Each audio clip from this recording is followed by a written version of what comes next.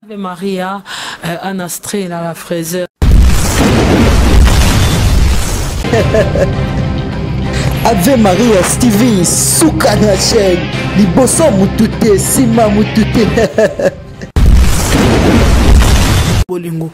Siko tango ekoma de trop. Anastré, Ave Maria. Ave Maria. Arokipe kolemba. Omoni mais so na te kata ilamba na te kata brosso so isa na strela na te ka brosso ateza kalita malonga te mais lokwa linga ngai olia kabelanga osani o soutenir nga na eloko na te ka esani e ko avancer yango wana la fourchette dorée de Yves Kaizoya.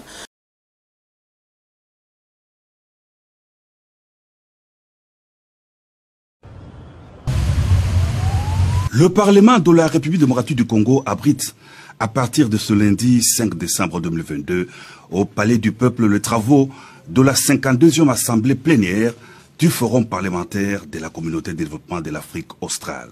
Invité de marque de ce forum, le chef de l'État, Félix-Antoine Tshisekedi Tshilombo, président en exercice de la SADC, a rehaussé de sa présence la cérémonie d'ouverture de ces assises qui s'étendront durant 7 jours. Une cérémonie à laquelle ont pris part les présidents de 2 chambres du Parlement, Christophe Mbosso-Nkodia, président d'exercice du Forum parlementaire, et Modeste Bahati Lukwebo, président du Sénat, ainsi que plusieurs délégués des pays africains membres de la communauté. Placé sous le thème « Le rôle du Parlement dans le cadre du renforcement des cadres législatifs pour la paix et la sécurité dans la région de la SADC », la 52e Assemblée plénière du Forum tombe à point nommé à RDC qui vit une situation sécuritaire et humanitaire très difficile causée par l'agression du Rwanda dans l'est du pays sous couvert du groupe terroriste M23. Les forums parlementaires de la SADC, qui se veut une émanation des populations, devraient concourir et renforcer l'intégration et la coopération régionale, a indiqué le président de la République dans son discours d'ouverture des travaux. Pour le cas de la RDC, le chef de l'État a stigmatisé l'insécurité persistante dans la partie est du territoire national. Il est de notoriété publique que ces assises s'ouvrent, comme l'a indiqué l'honorable président de l'Assemblée nationale de la République démocratique du Congo, dans un contexte crucial marqué par l'insécurité persistante dans la partie est de notre territoire, en particulier dans le Nord Kivu, en raison de la prolifération des groupes armés et notamment du Rwanda sous couvert du groupe terroriste du M23 qui s'adonne impunément à des massacres et autres actes odieux consécutifs de crimes de guerre et de crimes contre l'humanité. À cet égard, et en mémoire de ceux qui ont succombé à la barbarie de ces hommes, je nous invite à observer un moment de recueillement. Honorables parlementaires, distingués invités,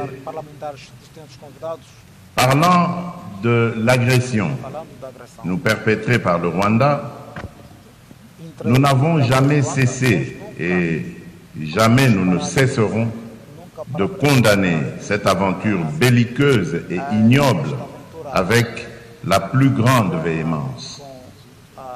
Nous ne cesserons en outre d'exiger le retrait immédiat et sans condition des troupes rwandaises et du M23 des territoires congolais. Cette position est éminemment juste et nous saluons le soutien que nous apportent les pays frères d'Afrique et particulièrement ceux de la SADC. Hélas, l'agression de la RDC dans l'est du pays s'opère sous le regard complaisant de la communauté internationale, a déploré le président de l'Assemblée nationale, Christophe Mbosso, qui en a appelé au soutien des États membres de la SADC pour défendre le pays dans les concerts des nations. Que ces États viennent à la rescousse de leurs frères meurtris par une agression barbare du Rwanda, a renchéri le président un exercice du forum parlementaire de la SADC dans ce mot de circonstance. Ne faites pas ça. Ne haïssez pas les étrangers. Et d'ailleurs, à propos du Rwanda, ça ne sert à rien de regarder le Rwandais comme un ennemi. Non. C'est le régime rwandais avec Paul Kagame à sa tête qui est l'ennemi de la République démocratique du Congo. Les Rwandais et les Rwandaises sont nos frères et sœurs. Et d'ailleurs, ils ont besoin de notre aide parce qu'ils sont muselés. Ils ont besoin de notre aide pour se libérer. Ça n'a rien à voir avec ce que leurs dirigeants sont en train de leur imposer. Donc, ne les regardez pas comme des ennemis, mais comme des frères qui ont besoin de notre solidarité pour nous débarrasser et débarrasser l'Afrique de ce genre de dirigeants rétrogrades qui ramènent les méthodes des années 60 et des années 70. Alors qu'en Afrique, on avait décidé de mettre fin au bruit des armes. Si vous vous rappelez, ceux qui suivent un peu, c'était 2020, il fallait taire les armes en Afrique pour que l'Afrique passe à autre chose, comprenne qu'elle est la dernière de la classe dans le monde parce que, justement, à cause des guerres et des divisions, nous nous étions entendus comme ça. Malheureusement, ce n'est pas arrivé, on a dû encore prolonger, mais c'est à cause justement des dirigeants tels que Paul Kagame.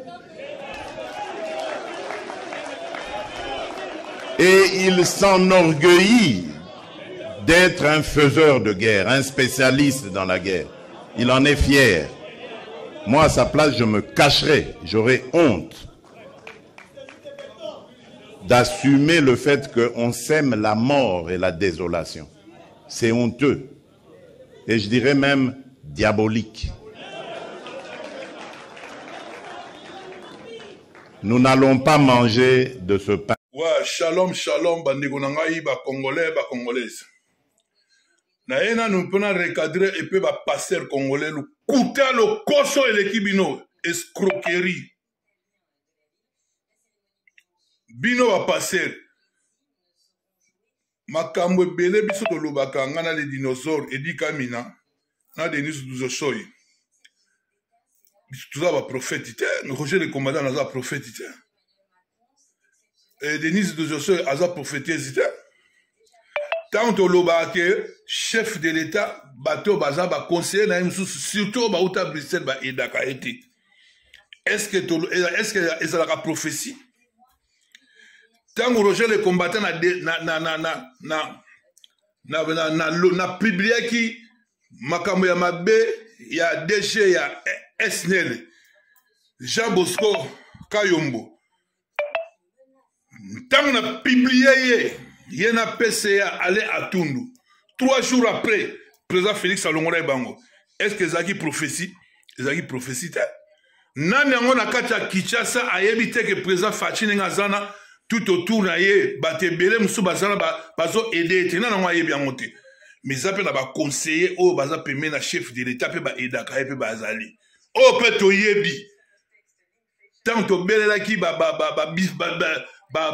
before biselele to belela ka ba topper to belela ka ebele bazala to belela ka bango tant nazo belela ka Songo général Kasongo.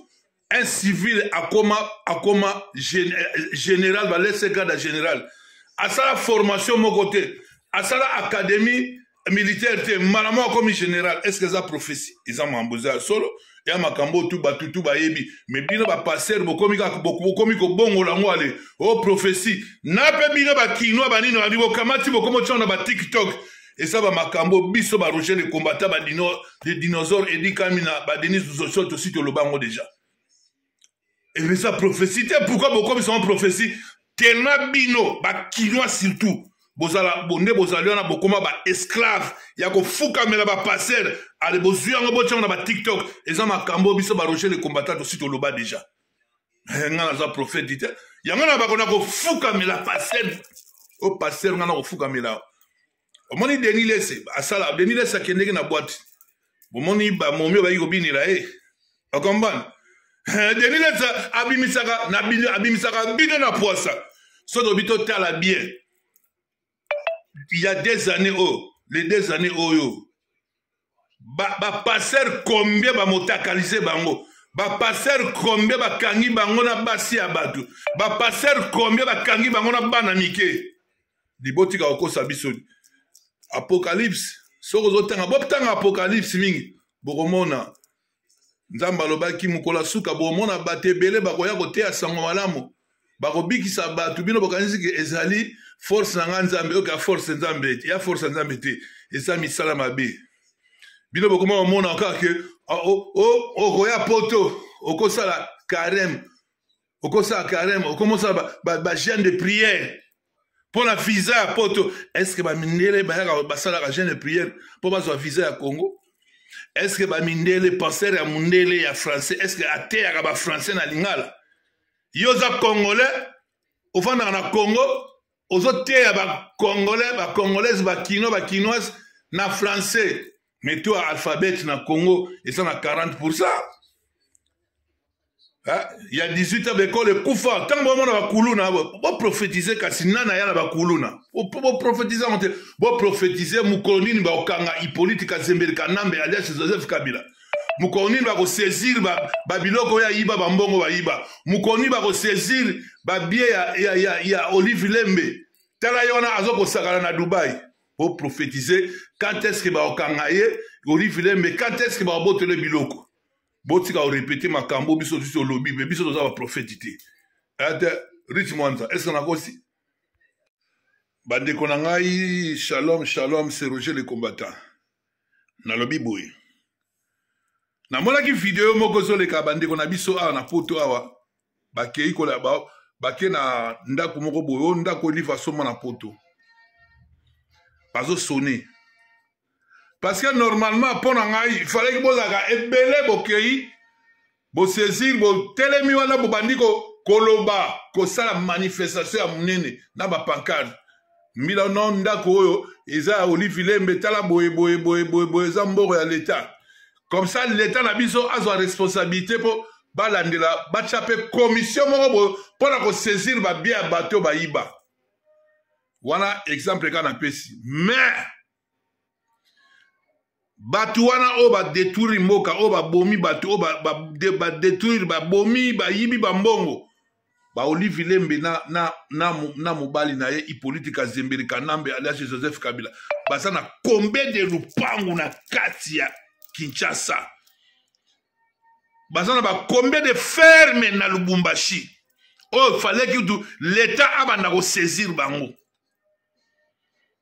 balobi la charité bien ordonnée commence par soi-même. Nous devons d'abord commencer à saisir l'air bien dans notre pays, sur notre sol. Parce que Olive Lembe, elle n'avait rien. Mais aujourd'hui, elle est devenue millionnaire. Son nom, au nom de Hippolyte Kazembeli Kanambe, alias Joseph Kabila, le fils de Christophe Kanambe et sa maman, c'est Marceline Kamboukoujé, résidente à Dubaï. Ce monsieur, il n'avait rien. Il est venu chez nous avec de bottes de pluie, de Tobengango Botamboula. Mais aujourd'hui, il est devenu milliardaire. On le sait, on le voit. Il a volé l'argent de chez nous pour aller construire ailleurs.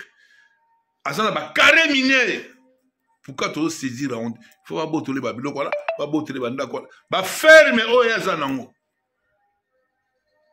Au talibo, Moïse Katum, Azana ba ferme. Pourquoi l'État a biso beaucoup de commission mon côté et ali pour nous saisir ba bien wana pour banana ko boto na bango ba biloko bazana ngwana e belé ba supermarché o ezali wana Kinshasa na ya ba indien bazo teka na batumé ba biloko ya bien te au moins bazo maltraiter ba congolais ba travailleurs ba osale pa na bango ceux qui travaillent ngalo babo ba bengi général Kasum.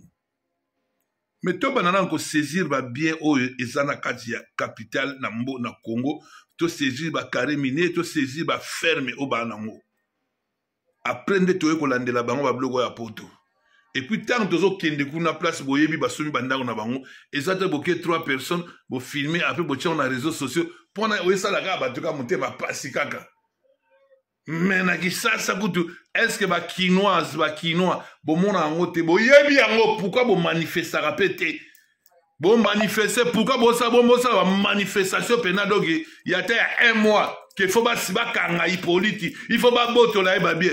Ce qui, la souveraineté appartient au peuple. Dans l'article 5 de la Constitution. Ce qui peuple aux hommes malibanda, solution aux hommes. Tant qu'on va dire caca. Non, mon abat, mon sous, oh, j'ai les combattants, c'est ça la vidéo.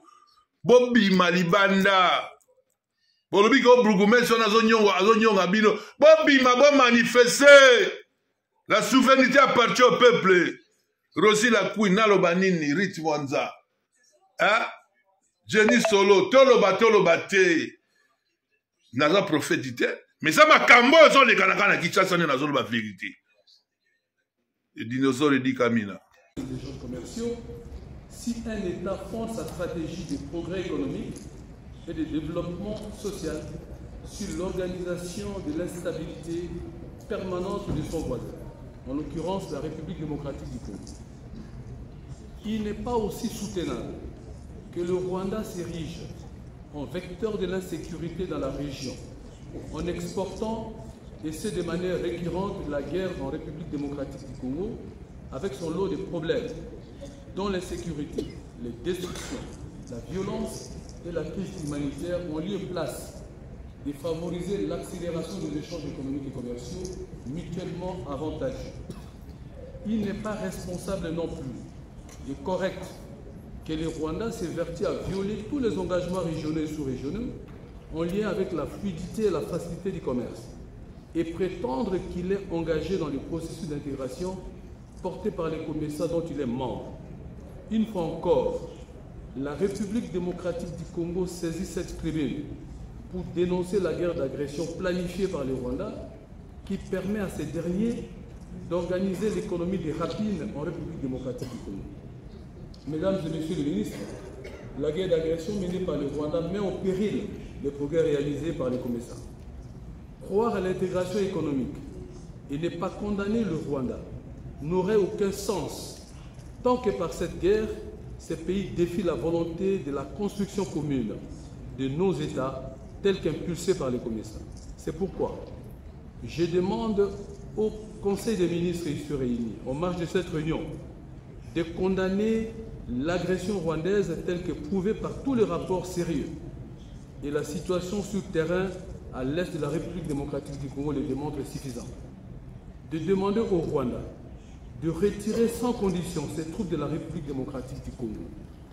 C'est à ce prix, ou c'est au prix de la stabilité et de la paix, que l'intégration économique, du moins le processus d'intégration économique des pays membres du COMESA, va s'accélérer au profit de nos économies respectives. Je vous remercie. Autorisé de Moukwa Tombolo dans la canne ma pour la tribalisme na moni ba individu en ça pour réclamer à Kazi Katanga zaye les Katanga ne sera jamais divisé. Premier ministre Samba Lukombe citoyen Katangi, chef d'état-major Chiwewe et Katangi. Pour comprendre, directeur du cabinet à présent Félix Tshisekedi et Katangi. Donc il y a des postes clés. Oh, le président Fachi, alors ça la mélange. Katanga na Kasai baza batu moko bazali tata moko bauta esika moko. Yo de konangai Katange oza manipuler na ba Zambien ba Rwandais ba Burundais. Hippolyte Kazembere Kanambe alias Joseph Kabila est-ce que Katange boye bisamai ba konsabile ba biko maman et maman Sifa tout a été démantelé. La personne qui était là, qui s'était chargée pour modifier la diffamation, bah laisser un poison, Maman Sifa Azali ne va pas stérile. Na liga de bega okisika, muto abotakate. Abotate, Maman Sifa abotate. mais ba modifier tout un truc Mose Kabila Galobia soki dobito kende au moins une photo il y a président Félix Tshisekedi dans azalaki bébé ezali maman la bango au bébé ezali Hippolyte Kasebere kanambe ba kosa bino ba katange ba kosa bino ba commissaire katange pourquoi vous réclamez à moté ba pese combo bo pese na combo batutu bazwaka batutu babatamaka na sima ya katanga moko bimi kuna bo oza mutu akashebo c'est qui Soriano Daniel Alessi Moïse Katou oya nyokondi bakatange boye pendant qu'il était gouverneur 11 heures dans le gouverneur Moïse Katumbi a nyokondi binobo commerce to akali pousse café na la bomaye Moïse Katumbi nani oh il y a journaliste Kajomo qui a tué qui a organisé c'est Moïse Katumbi. Moïse Katumbi, son fils, il est député en Zambie. Sa femme, une Rwandaise burundaise de la famille du président Kagame. Si elle a cousine, il y a moi, c'est cousine à Kagame. Katumbi. Katumbi est parti commémorer 6 millions de morts au Bakoufon la génocide à Rwanda en 2016. Non. Mais Katumbi se prétend comme qui que non, Azali Kakage. Merde! Parti oh ya Baba Kiu. Katumbi a fait la tour après ça le mbongo tala. Bomoni Chombe a voulu faire une rébellion sécession à Katanga. Rébellion et tourner la Kaïmal. Mais c'est le fils de Chombe qui est Félix lui a nommé aujourd'hui Azali ambassadeur Yabiso Congolais en France. Vous devez réfléchir. Ne croyez pas parce que tu vois le monsieur, il est calme, il ne parle pas, donc ça veut dire que vous devez se lamenter. Soit-disant, tu es qui toi? Moi je parle, je suis équatorien. Moi je parle, je cherche même pas un poste. Je parle parce que mon pays, on doit finir. Parce que si on est dans la Kasaï, aloba, Kasaï, Ezali, moi, na mongala, bo pikiriki. Je suis en train de parler de tatouage, je suis en train de parler Kingwande. Mbiduzoti yakoma, tombilo duzuti yakoma, tambilo duzuti yakoma. Mon nom! Na yebisi bino siko na solone na Kingwande, on a biso oza nani. Polo ba oko boye. Donc ça veut dire quand on est katangé, on est privilégié. Au forêt équatorienne, on se pèse à l'élo, babani de climatique dans le monde, ça va. Ils sont l'Équateur, on est pas l'Équateur, ça va. Il y a des mines, des bacambozali, or, banini, et ça on pèse ça, de manière climatique. Oui, Katanga, on va carrer miner les années. Dans 20 ans, Katanga, ils ont un problème. Est-ce que vous avez un côté? Dans Bouchimaï, il y a des diamants. La province, la région la plus bien située, dans le cadre du Congo. Ils ont les Kassai. Elles sont de vrais Congolais, ce sont de vrais Congolais de 100% de père et de mère. Faut jamais appeler chercher. Premier grand boxeur congolais, c'est Mourouba.